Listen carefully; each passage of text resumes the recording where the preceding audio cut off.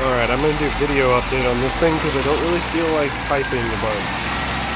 So I'm going to give a quick rundown of what this car is and what it is running on. So, this is, let me turn it off.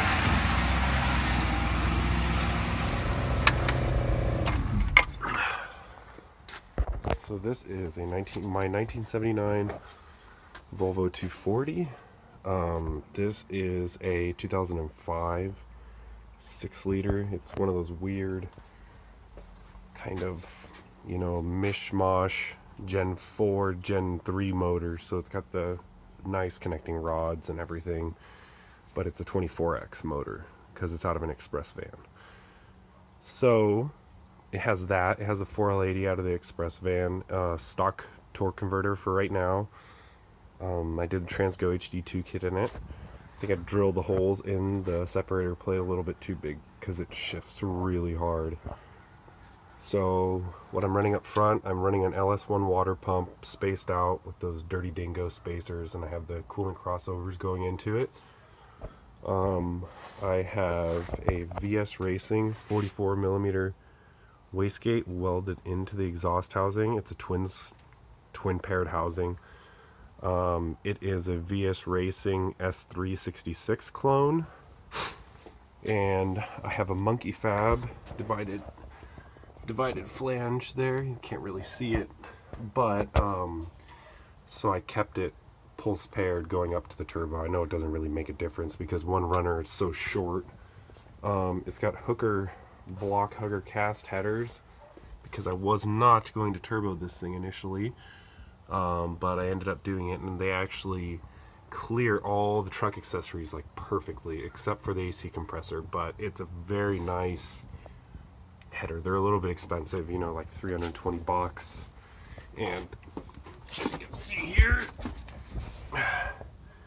crossover comes down really nicely. It goes up perfectly up into the collector. And let's see here. I got a 1987 Corvette C4 radiator. I trimmed the core support back. Usually the core support ends about right here. It has a Volvo 940E fan that I'm running on a temp switch down there, and I'm running microsquirt on the car for trans and ECU. So I'm trying to use as little ins and outs as possible on it so I can have a little bit more options to grow with if I need them. But I just bought it because it's really simple and I've used it before. Let's see, this, I don't know if I said it, but this is a radiator out of a C4 Corvette, an 87.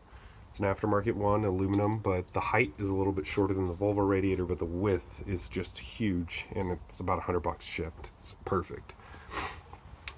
I'm running 2.5-inch intercooler piping, and a 2.5-inch intercooler. I don't have huge power goals for this car. I just want a fun daily driver, so I figure that would be good. It mounts to the bumper support, and I cut the section out here so I got more room, but that is what supports the core support. But as you can see, it's nice and stiff, and that's because I chopped it and I mounted it to the top of the intercooler, which is mounted to the core support. So it keeps it nice, and you can still slam the hood if you need to.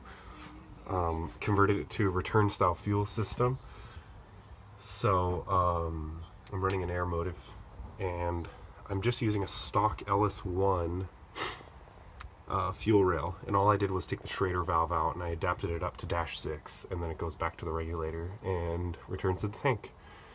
I have a mechanical oil pressure gauge on it right now because I'm still making sure that everything works, and I just don't want to have any issues like I did with the 5.3 that was in this car, where it prematurely died because I wasn't paying attention, and I think that motor had been in a serious accident. The front crank snout was bent. I revved it up a few times and it came apart. The oil pump came apart and it lost oil pressure, and yeah, it started making some pretty nasty noises. So also I'm still have the battery up front here, a stock Volvo mounting location, which is nice. I am running an AEM boost pressure sensing water meth kit that I'm finishing up mounting in the trunk. I did that also, and it's not controlled by Megasquirt or anything. It has a little, here I'll show you. It's got a little controller right here I need to make a cover for. But yeah, it's a pretty sweet unit. I've seen some people use them before, and you know, you can tell it when you want to start turning on, and then full blast right there. I got rid of my stock dash. I put video vision, all matching gauges. I switched to an analog AEM unit because I don't know, I just wanted to have a little bit of a classic look to it. Looks like shit. It's a it's a cutting board that I made to fit. Then I got, you know, fuel tank, oil temp, which I know isn't really necessary on these things, but I had an extra slot I had to fill up. Right here I drill a hole. I got a tab that goes in there, and there's actually a GPS speedometer that I have on a piece of Velcro that sits right there that covers the clock, because I don't have the clock hooked up and I don't really care what time it is. All I care about is how fast I'm going. It's got a B&M Pro Stick shifter. Switched out the gate to a 4-speed gate, and it's nice. It's whatever. It's a freaking ratchet shifter. And then one thing cool I got here is I have 2 switches that I put right here, and they're black, so you can't really see them. But because I wanted to keep the car looking somewhat stock on the inside. I know that sounds stupid because of what I'm doing for it, but I got a fan bypass switch here. This powers a high speed on the fan, but with these fans, they're so strong, you only really need the low speed. And then I got that, and then I got a bypass for the relay for the transmission cooler that I also forgot to mention that. I have a Hayden external transmission cooler that I have mounted so eloquently right here in front of the car. So, yeah, it's mounted actually to the bottom of the intercooler, so it should look good. Also, here I'll do this while we're at it. I was setting this car up originally to do some autocross and some track stuff. So, this car did have about 4 engines in it before I decided to do an LS, and then when I did the LS, I was like, oh, I'm going to keep it stock. Then I decided to turbo some bitch, and now look where I am. And now I got a car with a bunch of really nice suspension to go on, you know, a track and to do autocross with, and now I got a freaking turbo on it. So I had some questions about the downpipe. The downpipe goes down over the cross member, just straight down there by the starter. The starter, you can still drop it out, no problem. It has roll center correctors on it with a quick steer in the second position, so it's about 2.5 turns lock to lock. It's got these strut plates that I built because the stock Volvo ones, they just tend to come apart. So these are just made out of steel. It's got spherical bearings in there with a little spacer. It's got revalved Bilsteins in all 4 corners. It's got stock Volvo wagon springs in the back. It's 3.5 inch. It's 3-inch turbo to tailpipe on this thing. It's got 1 single muffler in it, and when it's running, it sounds like a stock, you know, car idling. It just has an LS6 cam in it, so also, you know, it's just got the Deca 80s. I had some issues with the uncapped truck injectors. One of them actually had shorted out. I don't know if that was something that I did when I was grinding them, but yeah, that happened. So, and there's no idle air valve in this car. It's got, you know, Recaro Classic C's, kind of period correct. But yeah, this is, you know, so it starts and it idles pretty damn good. The tach isn't calibrated. It idles at about 900 RPM without an idle air valve. I just have the throttle cracked open on it.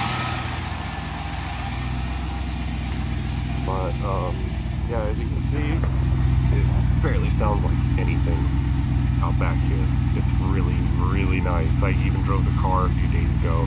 It is so quiet. I love it. It has shortened trailing arms in the back. So as you can see on these Volvos, when you lower them, the wheel tends to squat backwards on them. So the trailing arms are shortened about 19 millimeters.